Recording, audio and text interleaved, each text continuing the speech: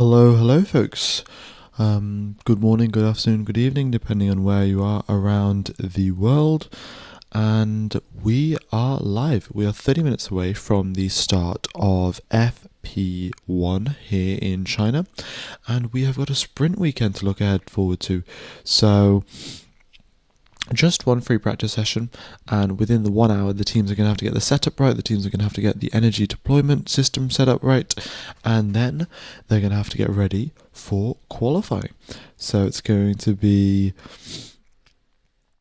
very exciting. We'll see how that plays out, which teams can figure that out nice and quickly, which teams are going to have some sort of issue with that. But yeah, reliability is at its utmost concern, to be honest, because, well, if you've only got an hour, you can't afford to have a reliability problem at the start of the first hour and lose all of your setup time.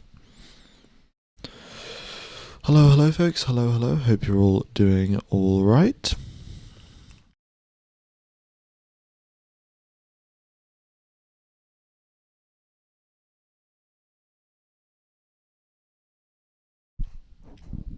F1 that's certainly an odd-looking Chinese circuit. Yeah, it is. As it says here over on the left-hand side, the data for China will load very soon. It just takes a little bit, so that's why we're here with the Australian Grand Prix circuit. Yeah.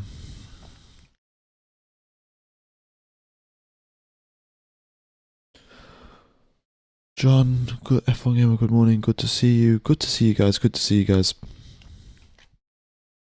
Excited to see the Macarena wing. Yeah, it will be good. It will be good to see. I've seen some images of it already. It seems like it's already fitted to the car, so Ferrari will be using it down that mega long 1.2 kilometer straight that we do have in the final sector, and we'll see what speeds they reach. Is it going to help them out down the straight? Is it going to slow them down the straight? Let's wait and see. But I think I might also play some Macarena in my headphones, just to go along with the vibe. 11 p.m. for yourselves. Yeah, it's not too bad actually if you're in America, I think. But here in the UK, it is 3 a.m. 3 a.m. So quite late on in the night. Yeah. Hello all from the east coast of Australia. Glad the new season's finally here. It is finally here. And what a race we had actually last weekend out in Australia. It was quite the interesting one, really. Only the top six drivers finishing on the lead lap. Then we had everyone from Behrman and below at least being lapped once. We had Colapinto and Sainz being lapped twice. We had Perez being lapped 3 times. And Lance Stroll being lapped 15 times after he started using the race as an extra testing session. So, yeah, interesting there from Lance Stroll and Fernando Alonso. Right.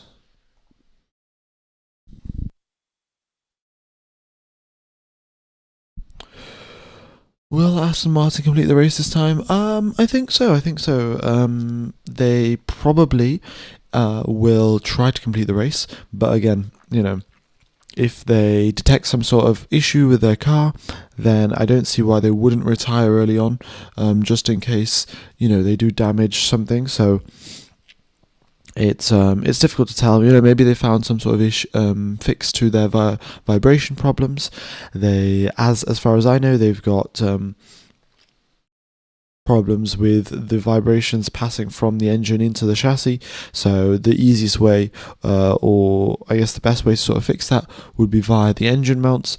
But it's quite a complicated task redesigning engine mounts mid-season.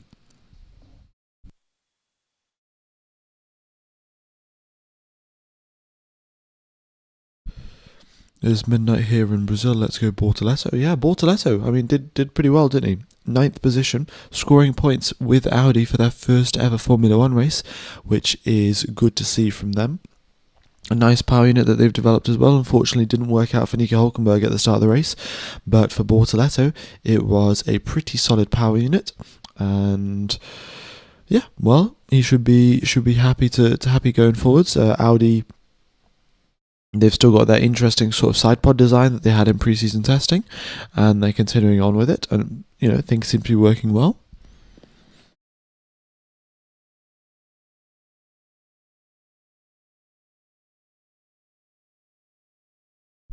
Did you see that reaction time from Colapinto? Yeah, I did see that actually. It was Liam Lawson, I think, that got a slow race start, and Franco Colapinto had to dodge him while coming off the line, and it was some incredible reactions there from Franco Colapinto to make it, and to, well, avoid Liam Lawson. So that was, yeah, very good. Maybe we'll get more of that. I mean, I'm sure some of you guys have already seen my video regarding the sort of formation lap procedure and how sometimes the drivers have absolutely no battery left for the end of the formation lap. So that will be, we'll see if that continues on here in China or if the teams have found some sort of fix. Because I was thinking about it actually after I put the video out, there is sort of one potential solution that I came up with, and it's more so whether for the drivers when they're doing their burnouts as they approach the grid, what they could do is sort of like weave the car left and right a little bit, like just start stabbing at the steering wheel left and right to try and make it a lot easier to break traction. And that way the drivers might be able to break traction with only 500 horsepower, or maybe they can do it with just 700, right? And they don't use all of their battery to get the wheels spinning. So just sort of weave left and right a little bit, try to loosen the rear end. That might work.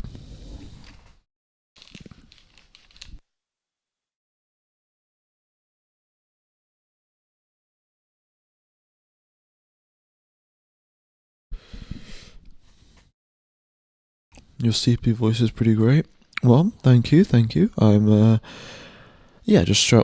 am quite tired, to be fair, and also trying not to be too loud to watch the race, to watch the FP1. VPN watch option wider service only appear to have the race. That is because the way that it works in Austria is it alternates between Service TV one weekend and ORF the next.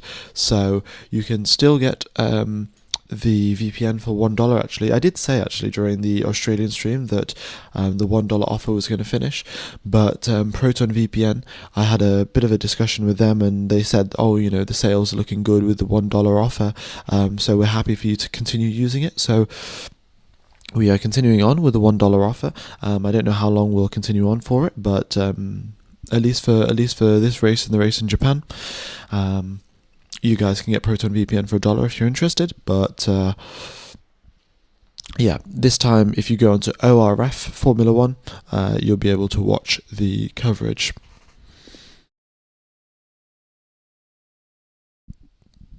Who is your winner of the sprint predictions? Well, it's a little bit too early on. The cars haven't even hit the track for FP1 yet, so I'll wait till that happens, and then I'll make some comments, make some statements. Alright. Also, folks, if you haven't hit the like button, be sure to do so. That would very, very much be appreciated. Hopefully we'll make our way towards, 500 or so likes by the start of FP1. Where's the link for Proton? There is a link in the description, but I will also just paste it on into the chat.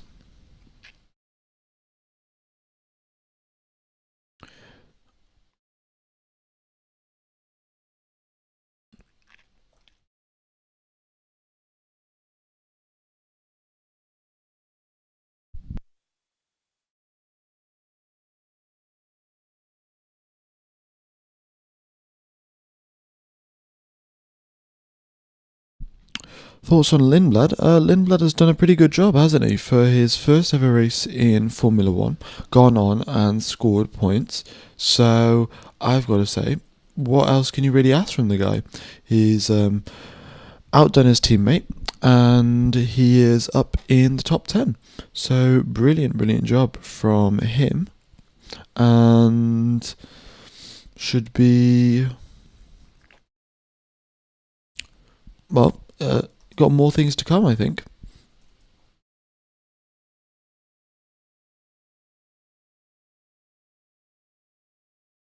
More things to come, I think, from Arvin Lindblad. He's done a great job in his Formula One debut, but doing a great job in one race and then it continuing on throughout the rest of your season are two very, very different things. I think if I actually remember back to Yuki Tsunoda's Formula One debut, the first race of the season at that time was Bahrain.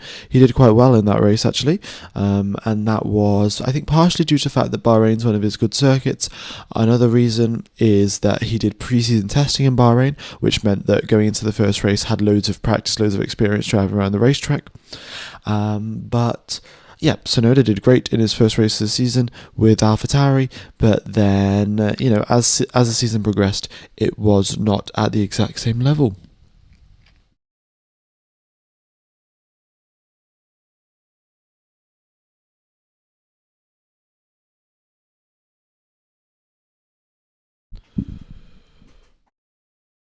Did you wake up for this or did you pull an all-nighter? I've definitely, I've just woken up for this. To be fair, I woke up about an hour ago just thinking, oh my god, I've missed it again. Yeah, at like 2 a.m, but the stream was meant to start at 3 a.m, so, woke up nice and early without an alarm, and then yeah, I've been awake for an hour or so.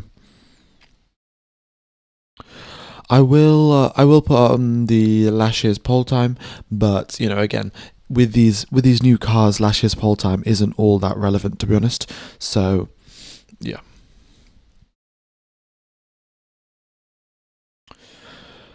Thanks again for these shares, mate. No worries, guys. I'm glad to do them. It is quite fun at the end of the day. So it's safe to assume that this weekend the top four teams will have both their drivers in the points. So what other two drivers do you think will score? I don't think it is safe to assume that, really, is it? I think the top four teams have definitely got a lot of pace, but as we saw with the retirement situation in Australia, Piastri retired before the race even begun because he had a spike in power unit power that he wasn't meant to have, which caused him to crash. Isaac Hadjar had reliability problems, so I don't think that it's a given that the top 8 are going to make it to the end of the race, but which of the other two I think might get there? I mean, it's tough to say, really. We'll have to sort of see what the teams have submitted in terms of their upgrade package on the FIA documents. So I'm going to refresh the data in just a little bit. And I'm going to see what the teams have submitted in terms of their upgrade package. And, if it seems like someone's brought loads of upgrades, then, we could see them finish up in the top 10. But let's wait and see. I'm just going to give the data a quick refresh.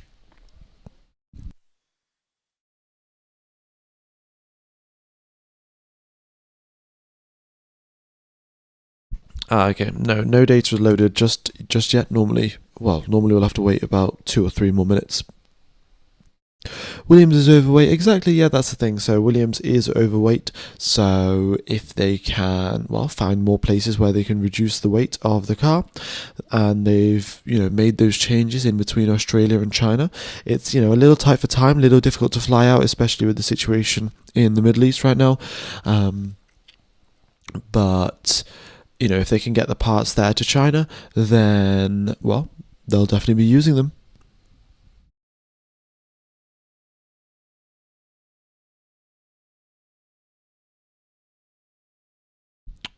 Oh, just got my Canadian Grand Prix tickets. That's pretty good, actually. The Canadian Grand Prix is a great racetrack to be watching the race at.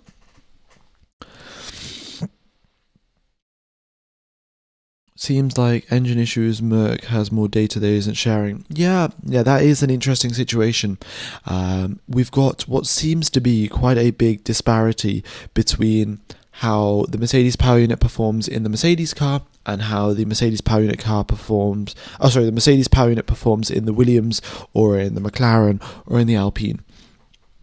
And essentially, what it seems to be like is Mercedes have done a lot of sort of software optimization, a lot of tweaking with the numbers, with all of the engine maps, the ECU maps, and things like that to get the most possible performance out of the power unit as they can. And they've given the exact same power unit, right? All of the same components, everything is given to all of the other teams, but they haven't given them the special ECU maps that they've been working on to extract all of this performance out of the car. They've just given some normal ECU maps, or they've just told the teams to figure out your own ECU maps. And Williams, Alpine, and McLaren, they've got relatively small engine departments, right? In fact, because they're taking the Mercedes power unit, they're essentially, they've just got quite a few engineers that know how to, connect a few systems together, integrate the engine into the chassis, but they haven't got the full-on expertise and the full-on amount of knowledge that you require to create the most perfect ECU map ever. At least they haven't got that right now. I'm sure that they will sort of repurpose some people that are currently in different departments working on slightly different things to try and find a better ECU map.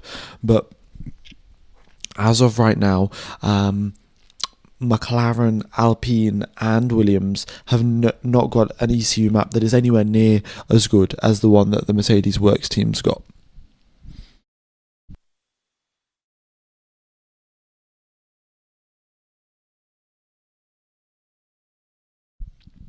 F1 Gamer, do you know why the drivers switch between motorhomes and hotels? I don't know the exact reason why the drivers would be sort of switching between the two, but I think it's most likely to do with how close can they get a hotel that is close to the track. And the other things is, with the drivers flying all around the world, they also want to have food that their body is used to. Like, there's no use, flying all the way to China for the race and then getting food poisoning and then not being able to, either drive or be at a worse level. So I think that also affects things. So if they're in a country where they're not 100% sure that the food in the hotel is going to be perfect, then they sometimes stay in the motorhome on the track, so that they can use the catering facilities that the team's got. So I'm sure there was quite a few different factors that play into it, but mostly sort of logistical stuff.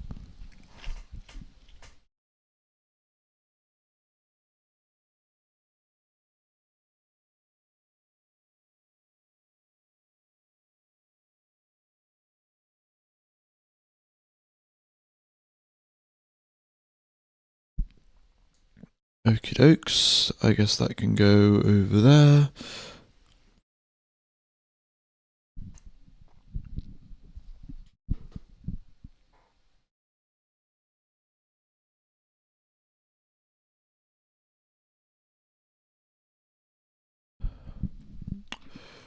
Alright then, so we have got quite the chilly FP1 session here, ladies and gentlemen. Track temperature is 11 degrees Celsius. Air temperature is 11.8 degrees Celsius. The wind speed is 3.2 kilometers per hour. But this is extremely, extremely low for the track temperature that we are seeing here in China, which is, well, we'll sort of see how that plays out, really. It's going to be interesting for sure. I'm not too certain how this is going to affect things. Well, I've got a pretty good idea, actually. With the lower track temperatures, we're going to have a lot less grip for the drivers, especially as they come out onto the circuit. Last year, we also had the resurfacing of the racetrack in China, which meant that the tire degradation was significantly lower last year, and it will quite likely be very low this year as well. And with the low track temperatures, that means that we're going to be seeing almost no tyre wear as of right now, at least in the free practice 1 session. We'll see how that continues on into sprint quali and sprint race, but I'm not sure as to why it is this cold. Let me look at the Shanghai weather. Because, to be honest, it shouldn't be. I don't know if it's normally this cold at this time of the year in China, but the precipitation, there's no rain on the forecast, and it is 12 degrees, 14 degrees Celsius. Yeah.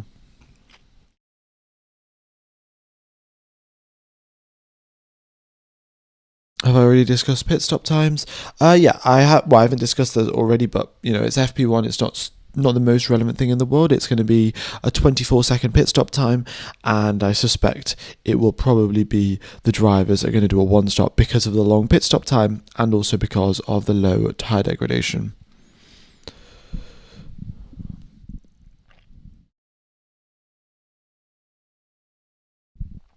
Yeah. Okie dokes, we are 9 minutes away from the start of the race. Oh, start of the race, start of FP1, sorry. Yeah.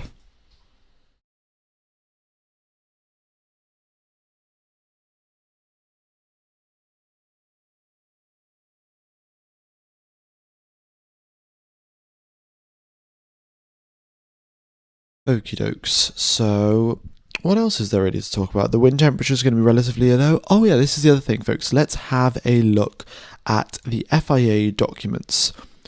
Who have we got? The car presentation summaries? Yes. Okay. So you guys won't be able to see this, but McLaren, no upgrades whatsoever.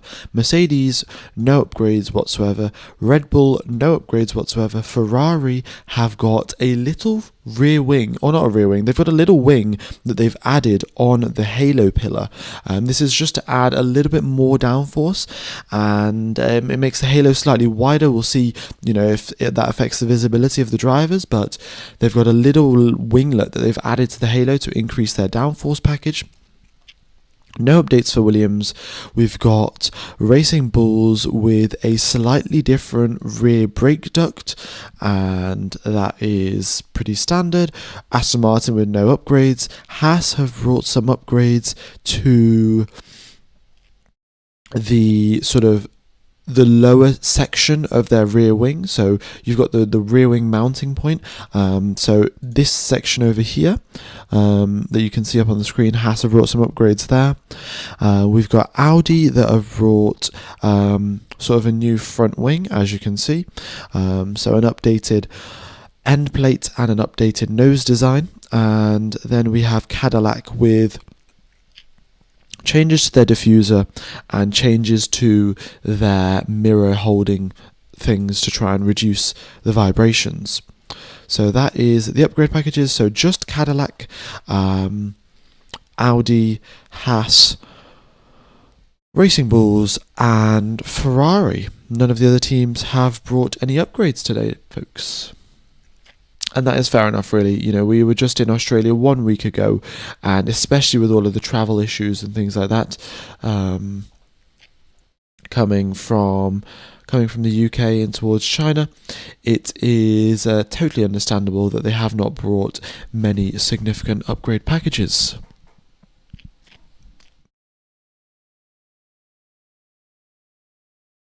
The winglet is semi-transparent. Oh, okay. Yeah, it looked to be a slightly different colour to the halo, but I didn't realise it was semi-transparent. Alright, cool. F1 Gamer, how is the recharging around the circuit compared to Australia? The recharging around the circuit is certainly better. I will, in fact, take you through a flying lap of the circuit shortly, but in terms of the recharge, right? So, we got a team radio here working for Lance Stroll, that's good to see. And yes, so going in towards turn number 1, 2, and 3, the drivers normally, right, so in the previous years, they would really ramp up the engine braking going through these corners, get the engine to sort of slow you down as they go through this sequence of corners. And what they can do this year is, rather than ramp up the engine braking, they can ramp up the recharging. Very, very similar effect. You're slowing down the rear tyres, and they can recharge throughout the whole of this first sequence of corners, which is going to be very, very beneficial for them. Then going into turn 6, we've got a relatively big braking zone there through turn number 6. Again, through into turn number 8, another big braking zone. Again, turn number 11, a big braking zone. Turn 14, also a big braking zone. So quite a few big braking zones, quite a lot of opportunities to recharge your battery. And, in that regard, they should be okay, but you've also got this super duper long straight in the form of the one between turn 13 and turn 14, and that, as we know, is nearly 1.2 kilometers long. So given that it's 1.2 kilometers long, we are most certainly going to get super clipping occurring down the straight. I will maybe just make a video as well, maybe next week, about why the car's superclip. Like, it is theoretically faster to superclip, but I could sort of explain in a little bit more detail in a way that, it makes a bit more sense. So yes, the cars will be super clipping down that straight. There's sort of no situation where they don't really. And if they're not super clipping down the straight, then they are leaving lap time on the table essentially. So that's that won't be occurring. Formula One teams are leaving lap times on the table. Never heard of that happening. Right, let's take you through a flying lap of the racetrack, and then we shall get underway for FP1. So you come out the final corner, and your main thing is really to get a good run. The curb there on the exit is quite nasty, so you want to stay away from that. There's quite a big chance that you actually spin from there, and then you make your way in towards turn number 1 and 2 and 3, and it's just this endless sequence of turning, and pretty good for battery recharging though. And the drivers, slowly get onto the throttle as they exit turn number 3 and up through 4. You've got another little straight mode section there as you enter turn number 6. So potentially some opportunities to overtake, especially in the opening lap. Now you've got the high-speed section of the circuit here in sector number 2. You make your way through turns number 7 and 8. It's a little bit tricky to stay fully on the power, but the drivers do a little lift and they can make it through there A-OK. And then you're flat through turn number 10. That's going to be a little bit tight on the downforce. You've got another little straight mode section there as you approach turn number 11. Hit this apex, but now the main thing is to get a good run smoothly onto the power, run as wide as you can, and then again hug the inside. So run as wide as you can on the entry of 11, but then as you make your way through 12 and 13, you want to hug as close to the inside to minimize the distance that you travel. And then you sort of slingshot your way down onto this very, very long straight indeed, where you've got straight mode for the entirety of it, and you also do have the speed trap at the end. So we'll be getting our speed trap speeds getting measured about, 3/4 of the way down the straight. Big braking for the hairpin. Tap the brakes at 50-meter mark. Again, don't spin on the curbs, and that is a lap of China, folks. Alright, so I shall move my webcam over up here, and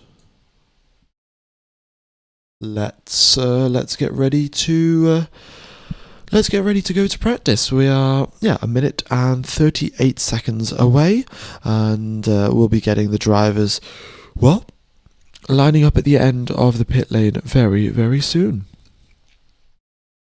Would it be correct to say the more hard braking zones, the easier the charging? That is definitely correct. Yeah, that is definitely correct. That's the best opportunity for the battery to recharge.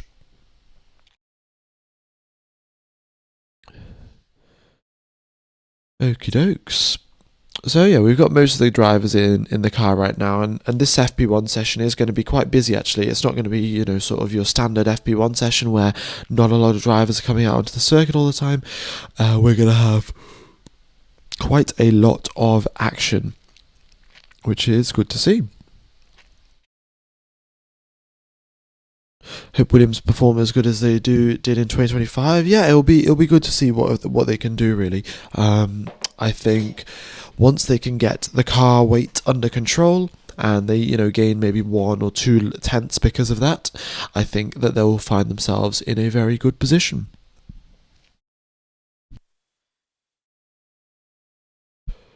Alright, we've got drivers making their way towards the end of the pit lane. We've got a nice traffic jam, which is great to see.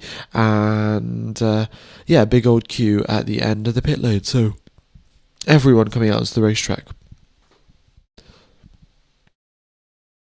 Apparently Ferrari is annoying Red Bull in the garage by blasting Macarena at full volume. Yeah, I might actually might stop playing some Macarena here. We have got a green light at the end of the pit lane here, folks. So let's also get rid of this countdown timer. And yeah, we can see here Ocon and Behrman making their way out onto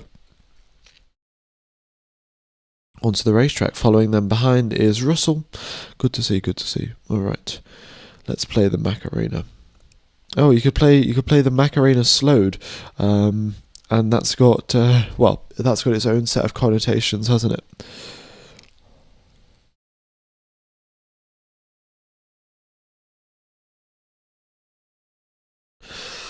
Yeah, the slowed Macarena is definitely there's definitely quite a few interesting edits made to the slowed Macarena song.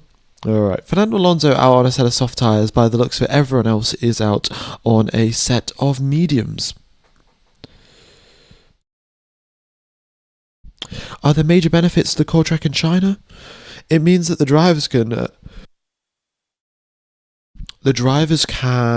push a lot harder without worrying about overheating. Apologies for the sneezing there, folks.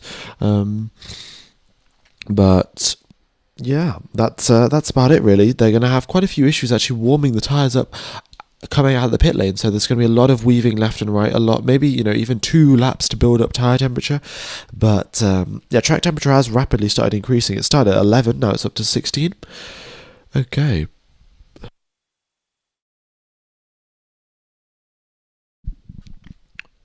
Okay. Oh, we got someone reversing. What's going on there? Franco Colapinto going forwards and then backwards. Looks like he's had a little spin. Alright. Yeah, Colapinto spun already. Great to see. How has he done that one? Well, it's probably because his tyres are too cold and he can't actually build up enough temperature quick enough.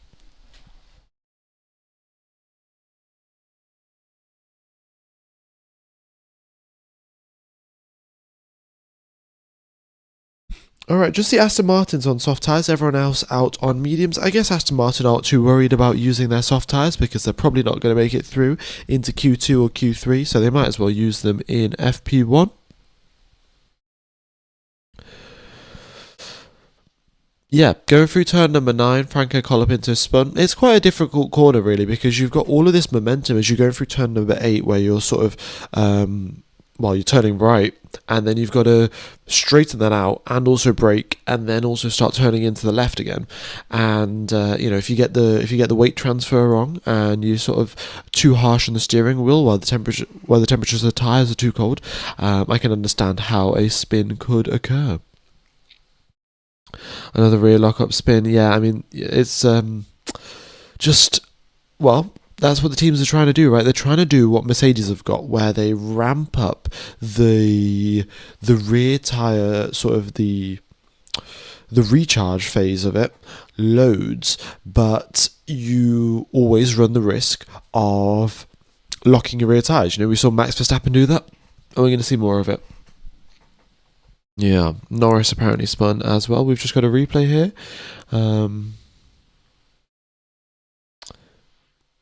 We've got a replay here of Norris getting very close to Lewis Hamilton, and there being a bit of contact. It seems like Norris may have picked up a bit of damage.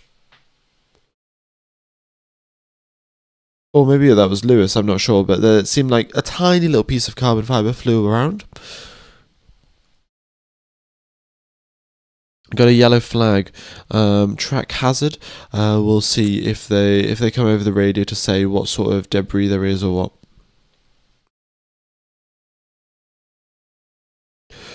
This practice is going to be about mapping the engine deployment first, setup second. Well, the teams can simulate this stuff relatively well, so they will have a very vague idea of what to do, and then they're going to come out to the racetrack and validate it essentially.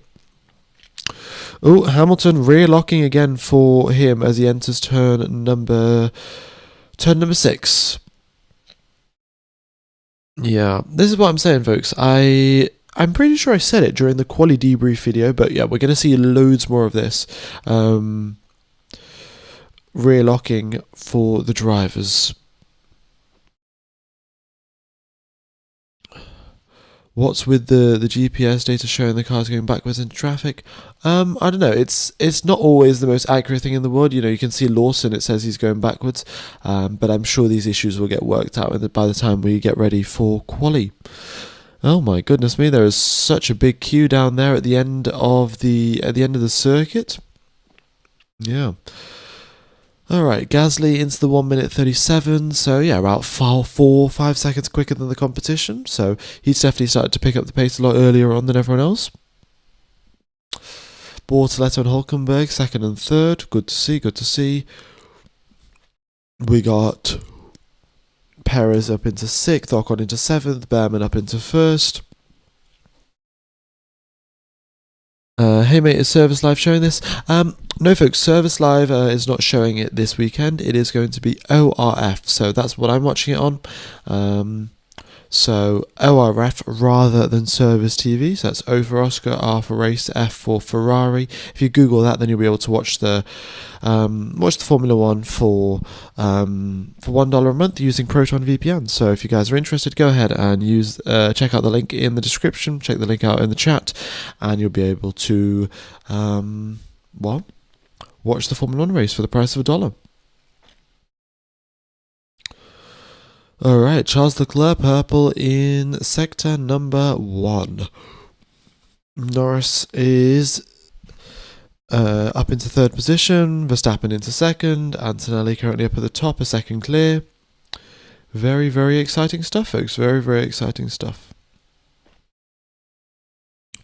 Piastri there into 2nd, and then we've got Albon into 7th, and Charles Leclerc's coming out the final corner. It looks like he's getting a nice little tow here from Lewis Hamilton as well.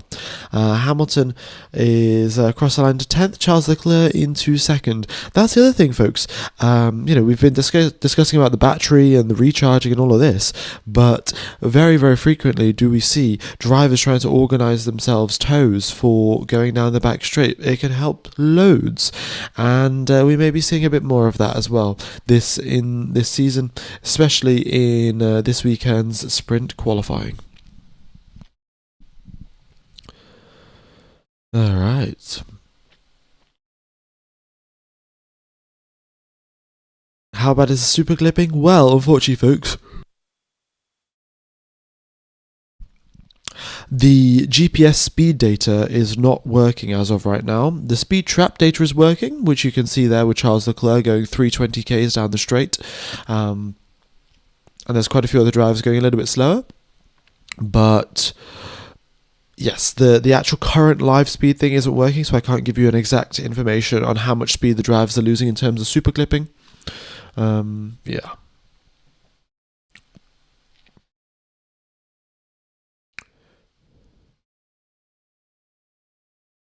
Bro, it's not working on Service TV. It is on ORF TV. O for Oscar, R for Race, F for Ferrari. George Russell, purple sector 1, George Russell, purple sector 2. And here he is coming out of turn number 13, breezes by Liam Lawson, and, makes his way down the straight. Is that Albon broken down? I can't tell for certain, but it looks like either his GPS is broken or he's broken down.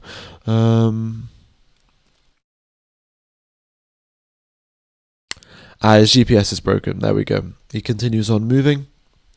And George Russell seems like he may have... he's just come across the line. There we go, actually.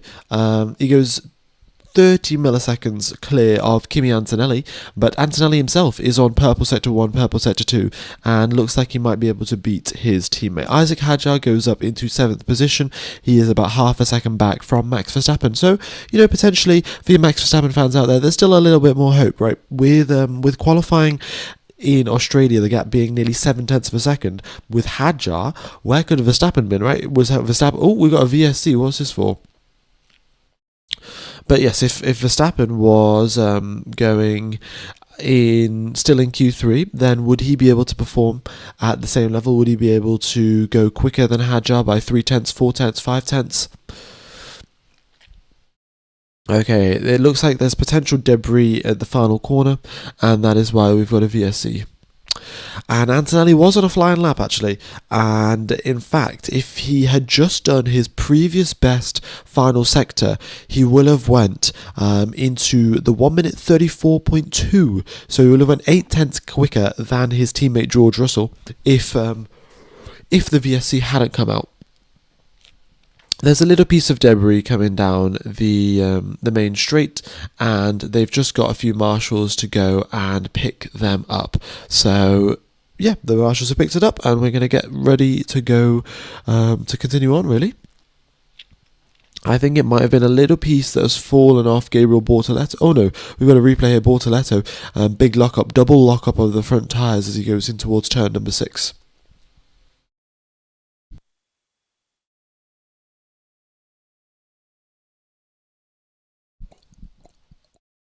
Alright. Also, folks, if you haven't hit the like button, be sure to do so. Would very much be appreciated. Also, I've got to say the Red Bull car does look quite nice in terms of the livery, right, in the sun. It looks pretty good. Isaac Hadjar over the radio complaining about traffic. He's not too different from Yuki Tsunoda in that regard, at least. And yeah, he's not too pleased about that, but fair enough. And here we go, we're still getting loads of team radios to Sergio Perez. So lots of talking over the radio to Perez, which is, well, I'm sure he's happy about that. Better to have a little bit more communication than a little bit less.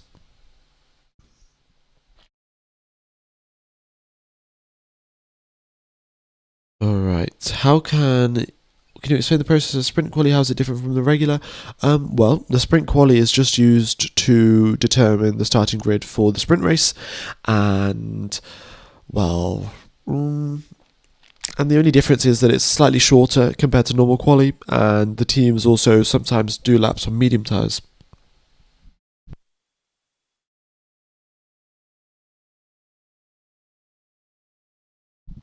That's where Red Bull usually puts their second driver in traffic, lol. Yeah, that's a pretty good way of putting it.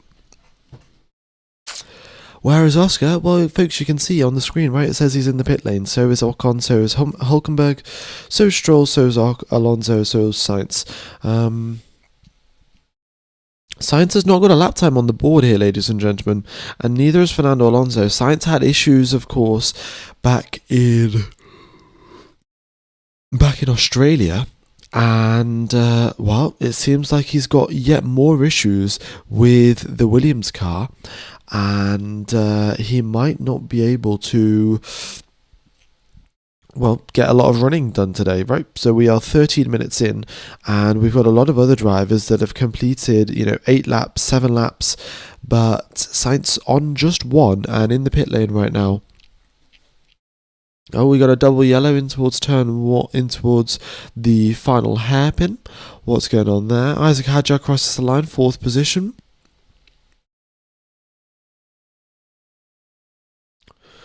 Yeah, the GPS is going crazy really for some of these drivers.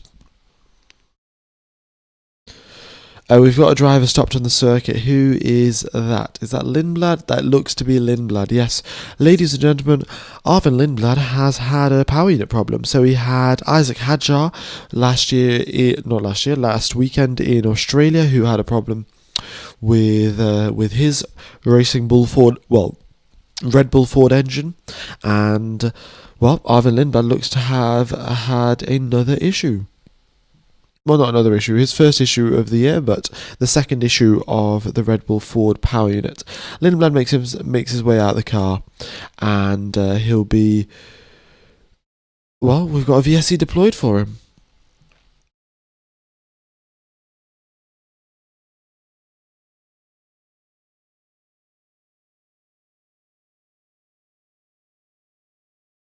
Can I add the speed column? The speed column is broken right now. I've currently got it up on my screen, so yeah, there's sort of no point even having it on right now.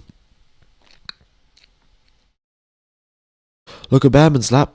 I mean, yeah, no, great job there from Behrman. He's what, only 7 tenths, 8 tenths back from Russell, but it is practice at the end of the day. I'm not going to read into it too much. The Haas tend to do quite well in practice.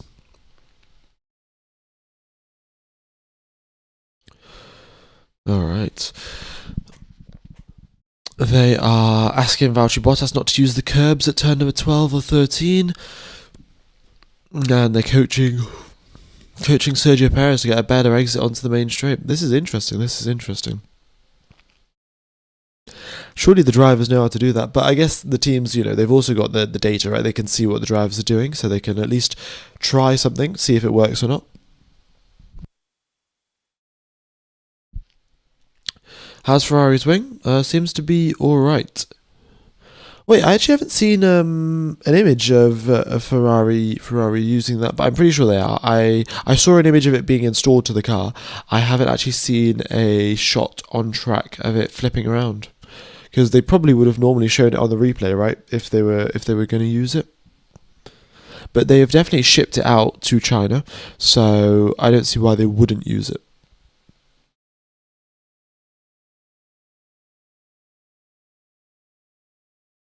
The blue strips means the drivers are in the pit lane. So you can see all of the drivers that are in the pits. They've got these little blue stripes at the in the final sector, and then the drivers that have just come out of the pit lane will have blue stripes in the first sector.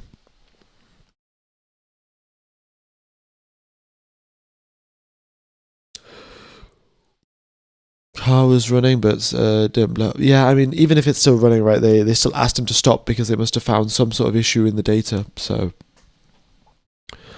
another Russell and Kimi domination for sure. Well, maybe, but I would be interested to hear your thoughts, right? If Ferrari hadn't messed up the VSC strategy in Australia, then were they in for a shot of winning the race?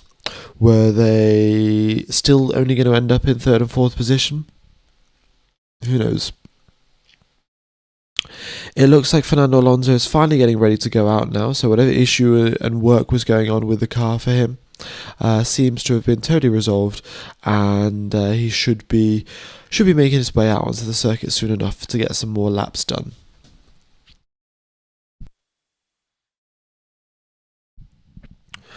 Why is the pit lane so long? I mean, it's just sort of the way the track layout is. Yeah, sort of just the way the track layout is, to be honest.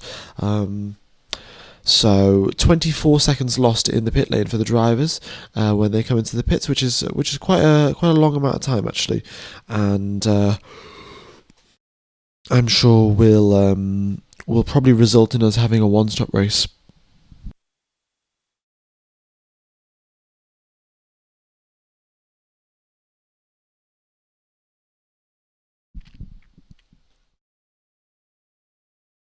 Yeah, no other team can catch up to the Mercs, I think, right now. Yeah, I mean, who knows, really? It's tough to say, and well, there's also two different situations of thinking, right? So in Australia, we know that the recharging situation was pretty bad, and you had to have like the perfect recharging strategy to do really well around Australia. And it was very clear to see that the Mercedes team did have the very perfect recharging strategy for Australia, and as a result, they did quite well. But here in China, where the track itself is already very, very good for recharging, maybe you don't need to have the most perfect strategy to recharge because the track itself is helping you out so much.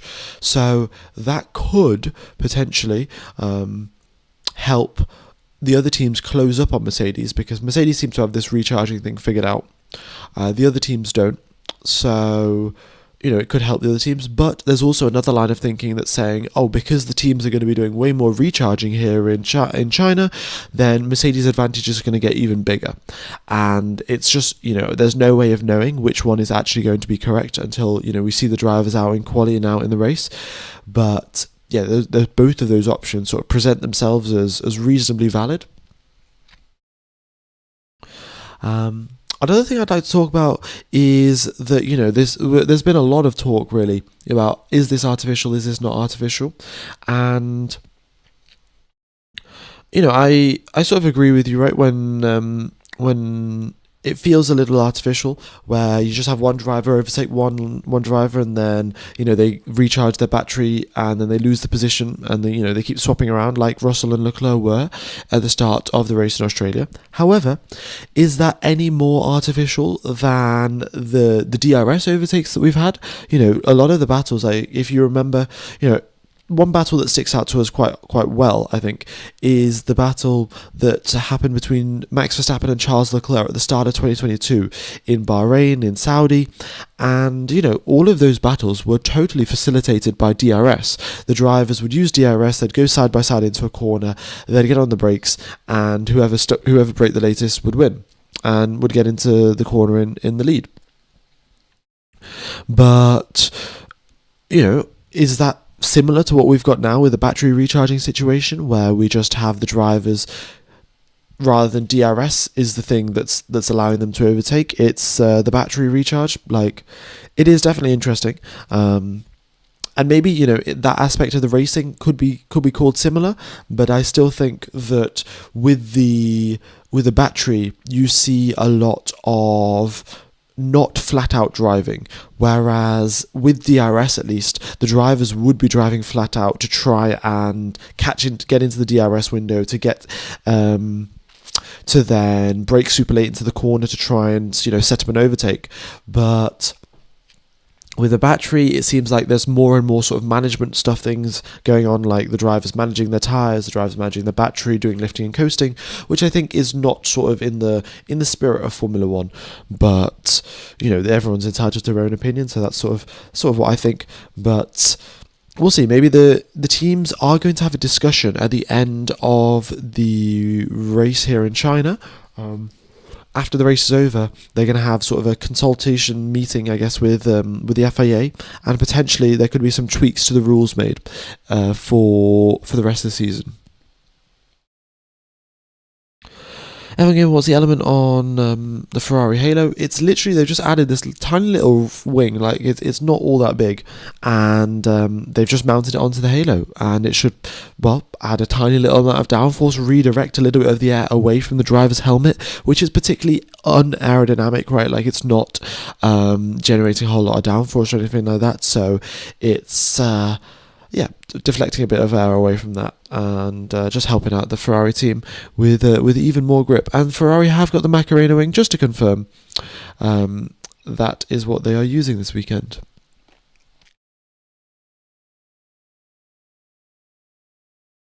Where to watch using the VPN? It is ORF, folks. ORF.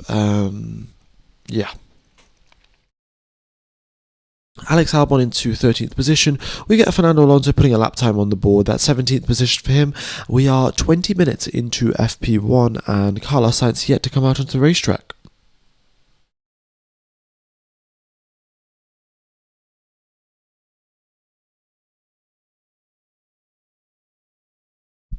Also, folks, we've got 5,000 people tuned into the live stream. Much, much appreciated, especially for a practice session. 5,600 people. That is absolutely mega. I hope you guys are doing well. And I will be live streaming the sprint quali. I'll also be live streaming the sprint race, the actual qualifying, the actual race. I'll be doing the whole weekend. So I hope to see you around for the rest of the weekend. Yeah, it should be good fun. And I know we've got quite a few people over on YouTube. We've got only 13 people over on Twitch. To be fair, I only started streaming on Twitch on last weekend. So if you guys are interested in watching over on Twitch, then be sure to watch over there. This is my second F1 Grand Prix and first practice. Can I have a little introduction as to what is going on right now? Well, in practice sessions mainly, the drivers are firstly getting used to the circuits, right? They drive around on the simulator, but it's nothing like nothing like what it is in real life. So the drivers are getting used to the circuit. They're finding where their braking points are, for which corner are they going to brake at the 50 meter mark, for which corner they're going to brake at the 100, and then they're going to start experimenting a little bit.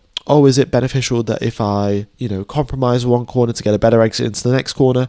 Is it more beneficial for me to, deploy my battery early on down the straight, or is it better to save it down for a little bit later on? So That's what's going on from the driver's perspective. From the engineer's perspective, they are trying to figure out two things. They're trying to figure out a more optimal setup. So is there, is the driver complaining about something? If so, what can we change on the car to make the driver, stop complaining and let the car go quicker? And then the other thing is to check if their energy deployment simulations that they've run over, the past week or so are correct. Is it optimal to, recharge all your battery through turns number 1, 2, and 3? And is it optimal to then deploy all of it at the start of turn number 11, or is there a better way of going about it? And that's essentially what the teams are trying to do in this free practice session. They've only got 1 hour, so it's a lot of stuff to do within the space of an hour. But, well, they've got quite a lot of people working, so... Will there be a sprint race? And when there will be a sprint race, the sprint race will be tomorrow. And the timing will be, so whatever time it is in the world for you right now, if you go back 55 minutes, that is when the sprint race will be starting tomorrow in China. So, nearly 23 hours from now. Yeah.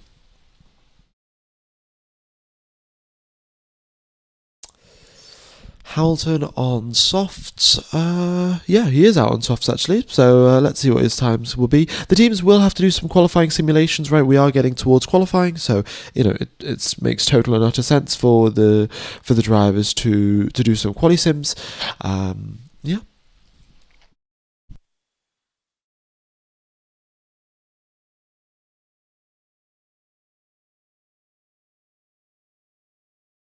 Oh, ladies and gentlemen, look, Isaac Hadjar is telling you to subscribe to the channel. Look at this. It's over here on the left side, bottom right of the screen.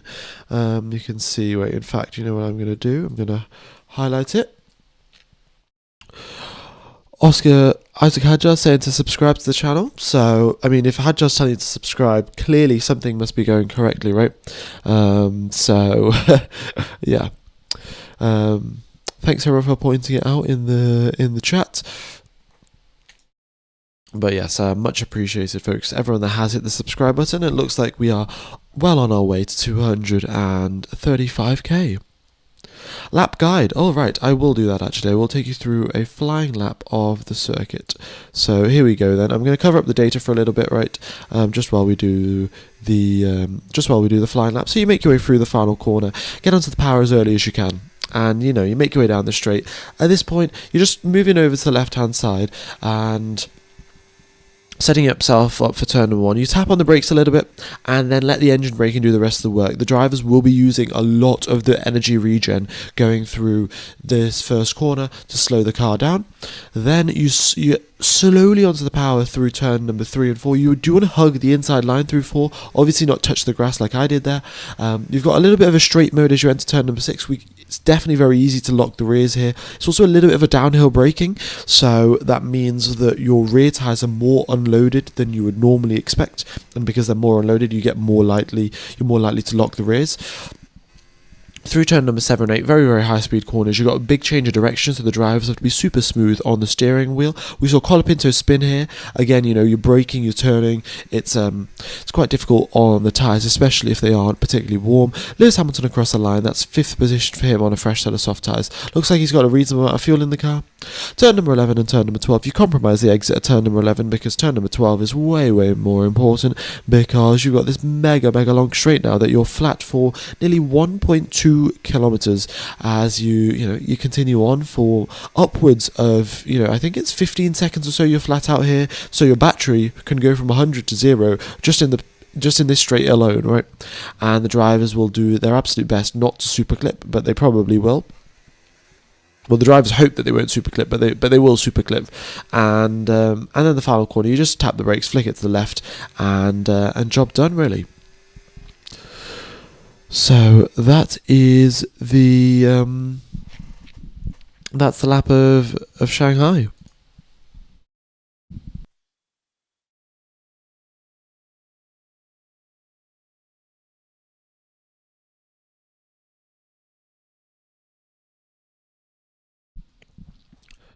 Alright, Arvin Lindblad had engine issues, so that's why he has stopped. What is super clipping? I'll probably just make a video about it, but basically it's the drivers slowing down at the end of the straight to recharge their battery, but they're slowing down still while full throttle, and that's why it's just a bit odd.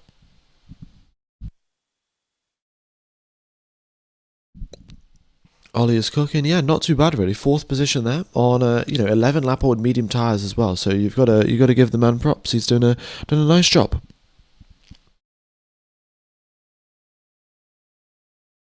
Why is Lewis too slow on softs? Well, Ferrari could have just put more fuel in his car, right? It's not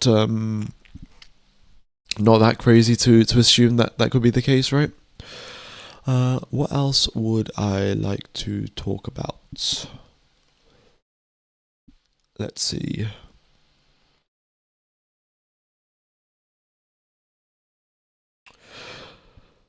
Carlos, any news? I will. I'll try and find something about Carlos. Actually, give me a second. Wait, I don't know where my phone has gone. Okay, well, I was going to check Twitter because normally, Spanish Formula One Twitter is pretty good at all of these updates, but it's some sort of issue. Here's my phone. Right, let's have a look at what Spanish Formula One Twitter have got to say about Carlos Sainz's problems.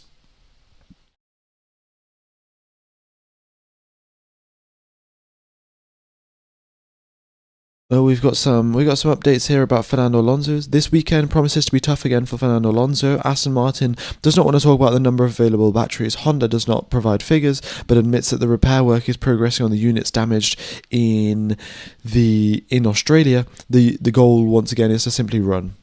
Right.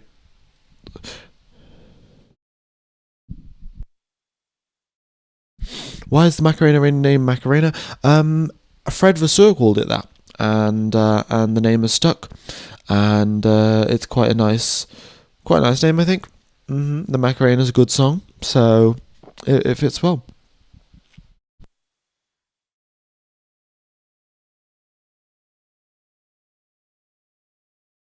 What are the benefits of the new Ferrari wing? So the benefits are that when you are going down the start-finish straight, or when you're going down any straight, sorry, in a Formula One car, you have two elements of drag, two elements of things that are slowing you down. Right, you've got the drag from the wind, so the wind sort of pushing you backwards. Right, it's like when you stick your hand out of the car when you're moving relatively quickly, right, and you can feel the wind push your hand backwards.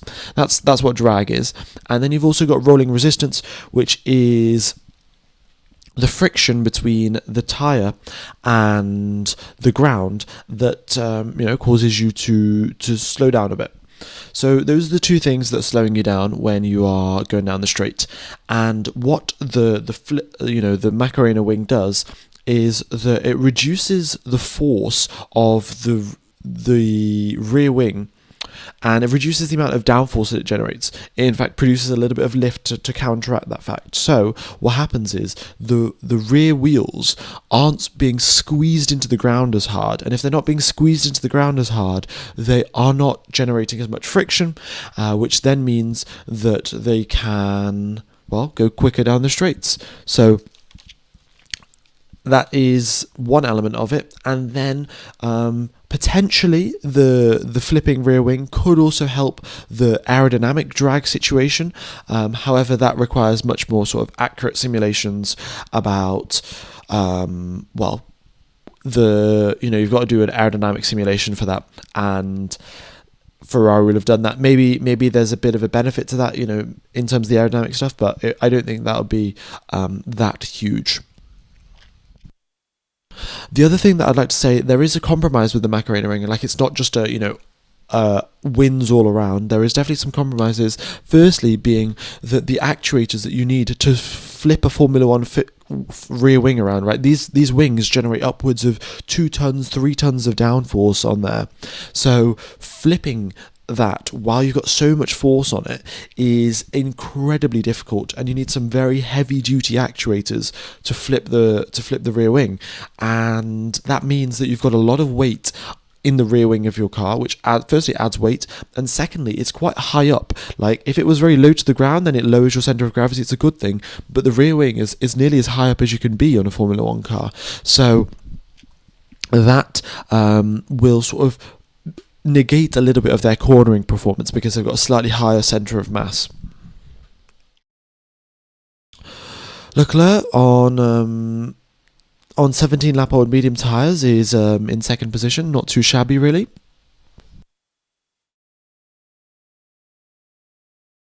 Bro finally changed his outfits. Bro is the Max Verstappen of streamers. Well, thank you very much. Yeah, I mean, to be fair, I have quite a few clothes, but there's only a certain like 3 or 4 clothes that I actually like wearing. So, yeah.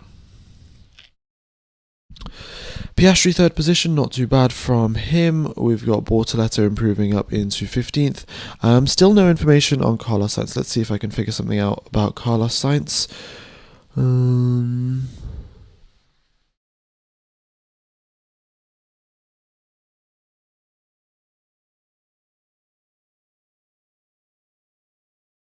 But there's some sort of problem with the car, and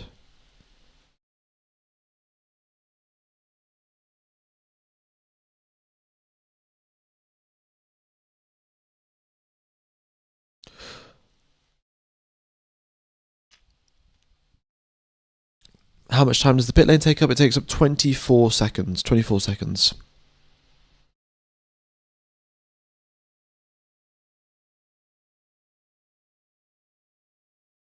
Right. Yeah, they've just said that he's still in the garage. He's sat in the car, but he's still in the garage, which makes it unlikely. Sainz seems to be suffering from telemetry issues, so that's why he can't set a representative lap time. Okay, well there you go, folks. Telemetry issue, so issue with the car communicating to the garage about where it is and all of this information. So I guess Sainz should probably get some laps on the board, but yeah, they've got a telemetry issue, and that's why Sainz is not out on the racetrack.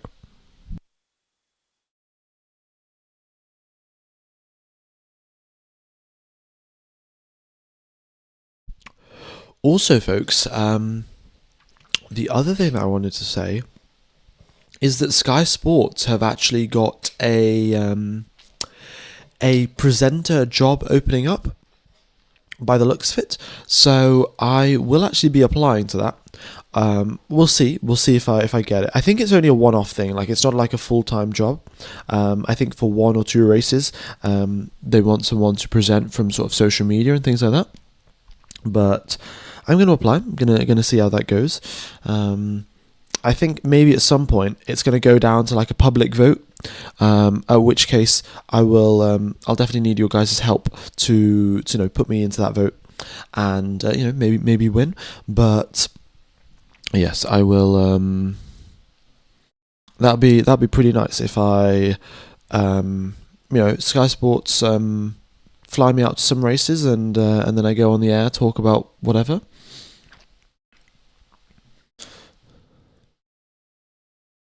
That would be cool. I like watching here because you're knowledgeable and a good presenter. Well, thank you very much. Thanks very much. And it would only be for 2 races most likely, which means I will still be back. Still be back doing all of the other streams of on the channel. Looks like there's some pretty serious tyre degradation there for Isaac Hadjar, and suffering from front locking as well as he makes his way through turn number 6. Yeah, I mean it's not ideal, but he has done 14 laps on those medium tyres. Sainz out of the pits. All right, good to see there from Carlos Sainz. And is he going to dive back into the pit lane? No, he's not. So it seems like they've figured out whatever issue that he had, and he might set a lap time now on the board. Bortoletto having issues going through turn number 1 and having to back out of a lap. Is Verstappen pushing or no? Well, firstly, spamming the question in the chat is not going to get you an answer, and you can sort of just look at the lap times yourself, right? And you can see that Max Verstappen's previous lap was a 1 minute 39, and Russell's best lap is a 1 minute 34. So, yeah, it's pretty self-explanatory, isn't it?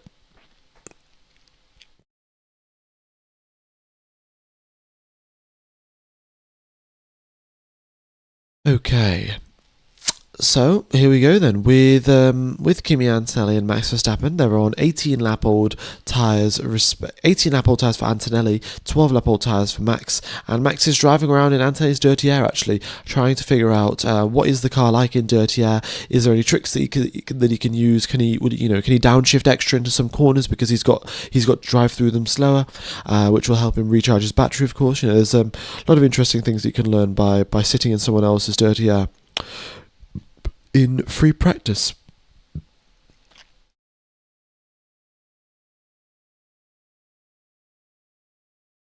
Okay. Hamilton up into P2. Yeah, not too bad really from Lewis Hamilton. He's done those medium tyres.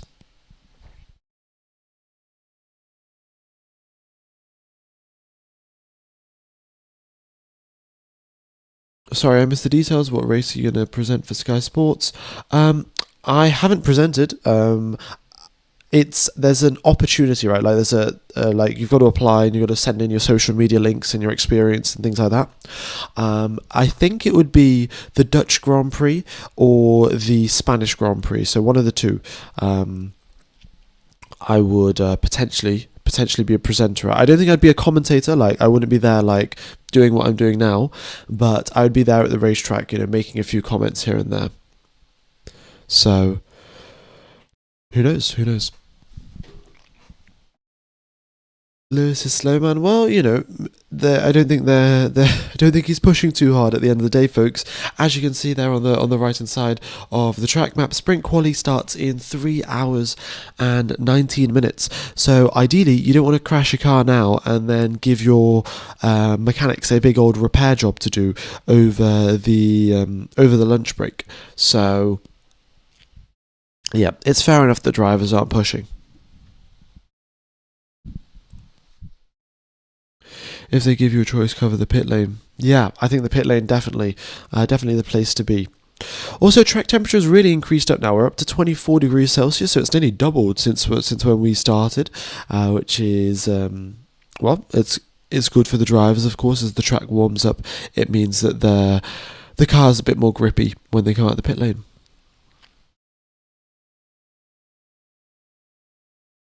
What is the expected strategy for the tyres?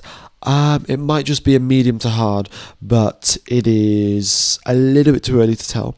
And the other thing is, the tyre situation is going to be slightly different this weekend because, of course, we've got the sprint weekend, which means that the teams won't have loads of different options available to them. They've sort of got to decide right now what they're going to do, and you can see there that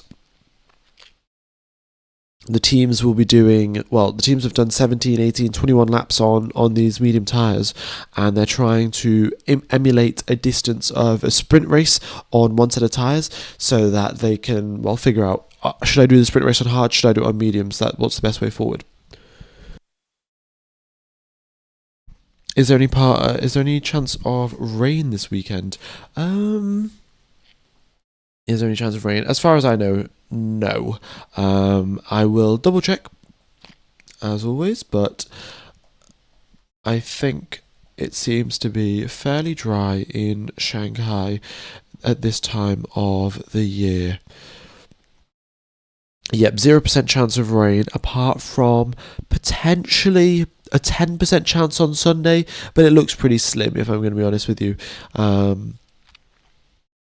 On Wednesday and Thursday, later on into next week, it looks like it's going to rain, but on Friday, Saturday, Sunday, it seems to be totally dry. What is Alonso doing? Alonso is, on a fresh set of soft tyres, driving around not too hard because he doesn't want to damage any more of the batteries, but basically Honda have got no spare batteries. They are still working on repairing the batteries that that got damaged in Australia, and the vibrations may have been fixed, may not have been fixed. Nothing yet has been confirmed. Why does Hamilton have a low speed trap if the Macarena wing is supposed to give a lot of straight line speed? Two different reasons, right? Firstly, it's practice, so the drivers are not pushing at full speed or anything like that. And secondly, the speed trap is here towards the end of the straight, but with the way that the cars sort of do their battery deployment down the straight, what you will see is Oscar Piastri or any driver, they will probably hit peak speed around about here, just here, and then they'll start slowing down a little bit as they enter towards the hairpin. So in actual fact, Hamilton is probably going quite quick around this point, and then will slow down through the speed trap, and that's why he's got much slower speeds than Russell and Antonelli, because Russell and Antonelli, they may have been experimenting with their deployment, and they probably deployed a little bit more battery closer to here, and that is why they are quicker through the speed traps.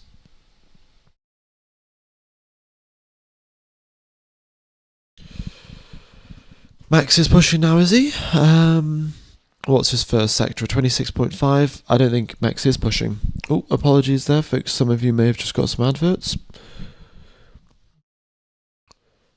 So the presenter would appear in the pre-race show or a commentary too? The presenter would probably just be the pre-race show. Yeah.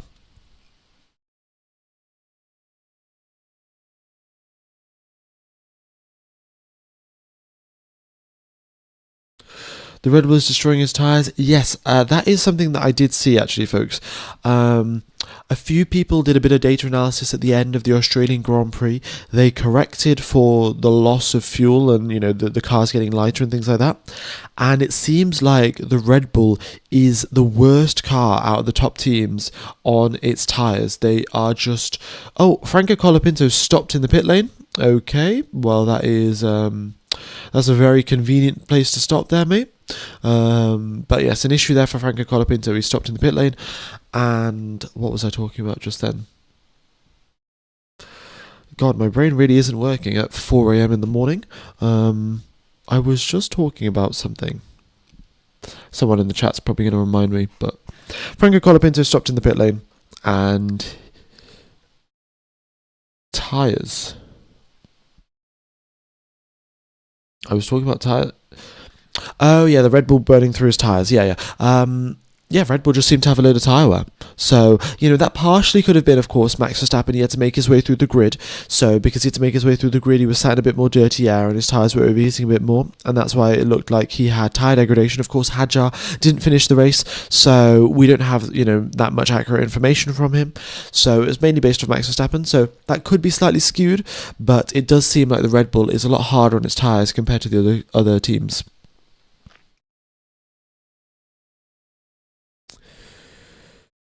Okay, what are the green lines on the track? The green lines are the straight mode section, so that's where the drivers can drop their front wing, drop their rear wing, and they can get a bit of extra top speed. George Russell here is purple in Sector 1, purple in Sector 2. He's on a fresh set of soft tyres and, well, is looking pretty solid now. With 12 minutes left on the clock, we may definitely see some genuinely quick soft tyre runs. Now, we got Charles Leclerc also out on a fresh set of softs, and a lot of drivers in the pit lane, which normally means that, well, it's going to be a set of softs and they come out onto the racetrack. Oscar's just been asked over the radio for the soft tyres. They're asking him a little bit about the balance of the car and things like that. Lewis Hamilton is third fastest in the middle sector there. He's about, 2 tenths down on, or just 1 tenth down, actually 1.5 tenths down on Russell in the middle sector. Charles Leclerc is also down on Russell, 3 tenths in the first sector. Russell comes across the line 1.5 seconds clear. 1.5 seconds clear. With a lap time of a 1:32.8 as he it goes purple in all 3 sectors.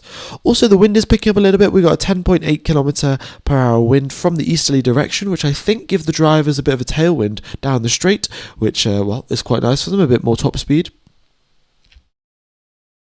Kimi Antonelli goes within a tenth of a second. Oh my god, Kimi Antonelli goes within a tenth of a second. That is so that means that's like a, not just a George Russell magic lap or anything like that. Antonelli is very close, which means that is the true pace of the Mercedes car. And Hamilton is on 12 lap old medium tyres. So let's see what Charles Leclerc can do, right? Let's see what Leclerc can do. He's making his way through turn number 14 now. But he's going to get a bit of a tow from his former teammate Carlos Sainz, who is also exiting the final corner. and Charles Leclerc across the line, third position. He is 8 tenths back, 8 full tenths back from George Russell. Yeah, and they're all on fresh tyres. Of course, fuel loads are different, but yes. So, I had that little theory, right, that in Australia, the opportunities to recharge were very slim. So you could have, you need the most perfect recharging strategy to get all of the performance, and it seemed like Mercedes had that. Here in China, we've got loads of opportunities to recharge, and it looks like Mercedes have still perfected it, and their advantage seems to be just getting bigger and bigger. It's a little bit worrying if I'm being totally honest with you guys. But qualifying is in 3 hours and 10 minutes, so we'll wait till then. I'm not gonna make too many preemptive conclusions. We've just got nearly half the grid now come out on fresh that are soft, so let's see what they can do. Also, the other thing that I would like to say, folks, if you guys do want to watch the Formula 1 coverage, watch the cars go around on the racetrack, then what you can do is get Proton VPN. It's $1 a month. You join an Austrian VPN server. Once you've done that, you just go onto Google, search ORF Formula 1, and you can enjoy the Formula 1 coverage. So that is how you can watch the coverage. We've got around 500, 600 people using that method right now to watch the races. The commentary is in German, so if you don't understand German, then you can always mute it and you can just listen to me talk, but you can still see the cars go around the racetrack. Hamilton's been over the radio to ask, give me a plan, mate. He says, I don't know where I am in the session. They've told him to do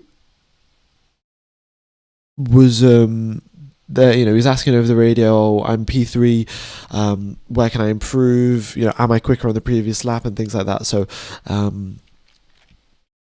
this is the thing, right? He's still not fully integrated with his new race engineer, and it takes a little bit of time, right? Because it's not going to be instant connection. It's not going to be figuring, the race engineer is going to figure out, what does Hamilton want at this time of the session? Like, does he want more information on where to improve his lap time? Does he want setup information? Things like that. So these things are getting worked out, but I think Hamilton has got a better relationship right now with his engineer than he had with Adami over the whole course of last year. And F1 Gamer Merck has made another W11, saw the car in real life at the Australian Grand Prix, and they are on rails with how stable they are. Insane downforce, I can't lie. The Ferraris and V-Carbs also very stable, but Mercedes on another level. Well, thank you very much for the trackside insight there, Kias.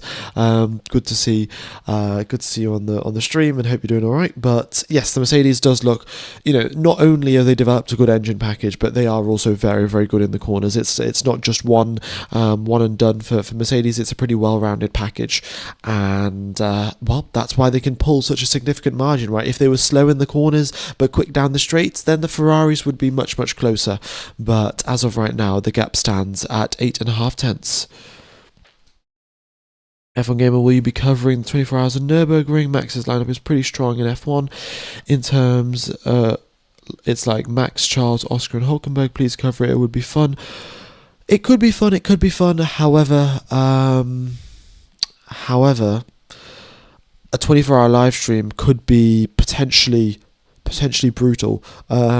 So I don't know. I might do the 24 hours of Nürburgring if I can get hands on to the data a little bit.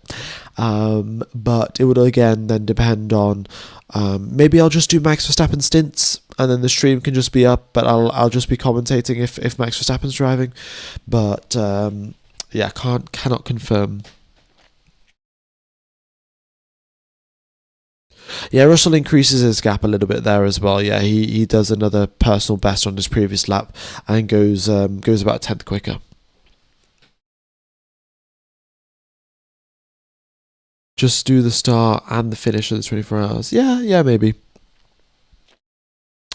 Can we get a Macarena soundbite when the wing flips? Unfortunately not. I would love to, but with the way that the YouTube does its copyright stuff, if I was to even play 20 seconds of the Macarena song, it would they'd probably copyright me. What's the issue with the junior Red Bull? It's unclear really. They told Lindblad to stop. The car was still running, but they told him to stop because they must have detected some sort of problem, and that is why he has not taken part much in the session. This will also be his first time here, right? Formula 2, Formula 3, does not race in the Chinese International Circuit, the Shanghai International Circuit, and that means that Lindblad will have done a lot of work in the simulator, but he has not done a lot of driving around on the racetrack. So in total he's done 6 laps, and that is all, and then he's going to go into sprint qualifying. So it's going to be tough work for him to perform well in sprint quali, but at the end of the day he is also a rookie, so we will cut him a bit of slack. I'm on the ORF website. Where do I go? If you go onto the live section of the ORF website, I think it's called ORF On Demand or ORF Live. I'm not sure exactly, but it will it'll come up. Yeah.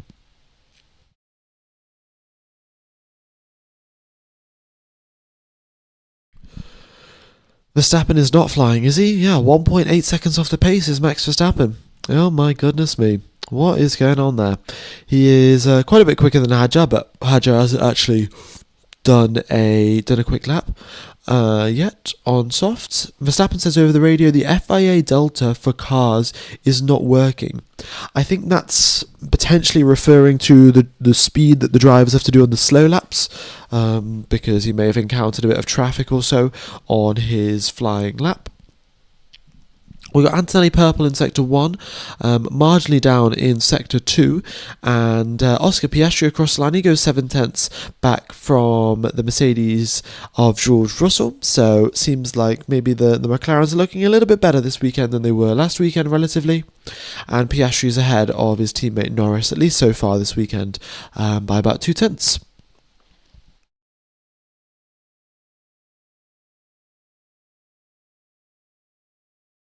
Okay. How can Alonso have the fastest middle sector? Because Alonso's just a speed demon, right? It's no. What it is that this mini sector that Alonso's gone purple in, right? You can see that he's gone quickly through here, but he's compromised his run through these first 2 mini sectors, and he's also then compromised his run through the next bit, and that's why you can see the yellow. So he's gone really quick in 1 mini sector, but then compromised 2 before it and 2 after it, which isn't the most optimal way to go about things. But he will get told that over the radio, right? He'll look at the telemetry data and realise, oh, I lost way too much time here trying this approach through turns number 1, 2, and 3. So on the next lap, I'm going to take a slightly different approach. Yeah. How's the Macarena wing going for the Ferrari team? It's going all right, really. Pretty standard stuff for the Ferrari team. They are in 4th and 6th position right now. Aston's still looking like it's going to finish 15 laps after everyone else at China. Yeah, their current statement or current aim for China is just to finish the race, which they are. Which seems quite unlikely, apparently, that they're actually going to do. So, I guess we'll see. I guess we will see. Are we going to see Yuki in an F1 car this year? I don't know. I think Yuki will sit a year out. We could potentially see him, next year, but it's tough to say. Has the Macarena arrived or not? Well, it says underneath me, Ferrari's using the Macarena wing. Alright, got 7,100 people tuned into the live stream. Much appreciated, folks. If you haven't hit the like button, be sure to do so. And I will also be streaming for the sprint quali. As you can see there, it's starting in 3 hours' time. I'm going to start half an hour in advance just to sort of go through what we saw in this first practice session, see what our expectations are and things like that. So should be good, to be honest. Should be good. But in the final minute, though, we'll still probably get a few more fast laps coming in, so I shall continue on with the commentary.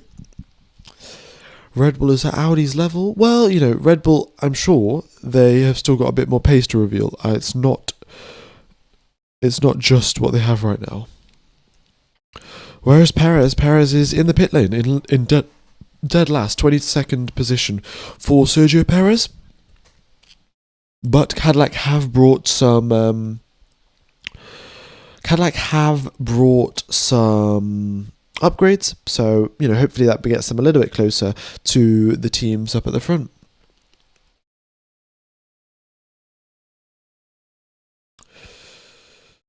All right. Why does Ferrari still have the halo wing on? Because it gives them a bit more downforce. That's why. Oh! That's a lot of driving over the gravel trap there for Charles Leclerc on a flying lap, and he backs out of that one. Yeah. Quite a lot of gravel trap there on the exit of turn number 15. Piastri across the lines, third position, improves very, very marginally. Not a huge margin there.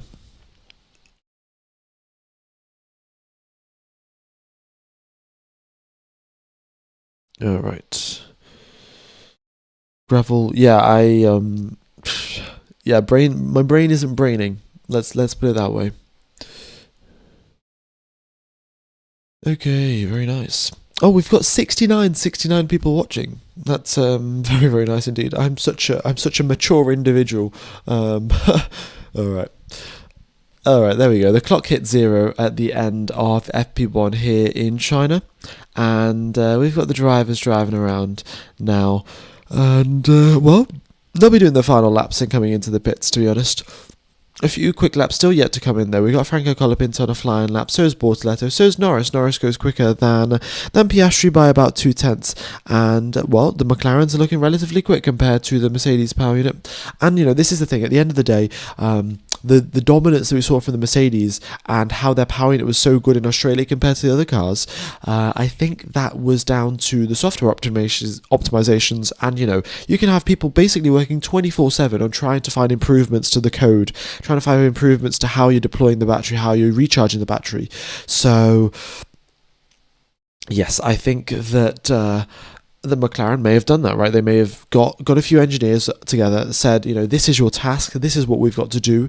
You can see what Mercedes have done looking at their telemetry data, and we need to try and replicate that. So there is potential sort of large improvements, very, very easily available to the Williams team, to the McLaren team, to the Alpine team, if they can unlock the right ECU map.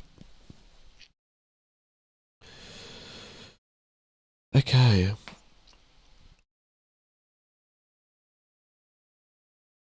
Crazy that F1 has been reduced to a software optimization contest. Well, it. You could say that for a lot of things, right? The team that designs the best aerodynamics has the best sort of software code to run their aerodynamic simulations on their supercomputers that they've got, and then put it into real life, right? So, then you could make the argument that Formula One's just all about whoever's got the best supercomputer to do the CFD and to design new parts. So it's not always one thing. It's just that right now with the new regulations, all of the teams are in different situations, but in let's say halfway down the season, right, I think all of the Mercedes teams will have figured out what Mercedes have figured out. So all of McLaren and Williams, they will have all figured out whatever Mercedes have got, and all of the pace will be equalised. It's just more so now that we've got the new regulations, teams are figuring things out. It's very obvious to us what needs to be improved and what isn't.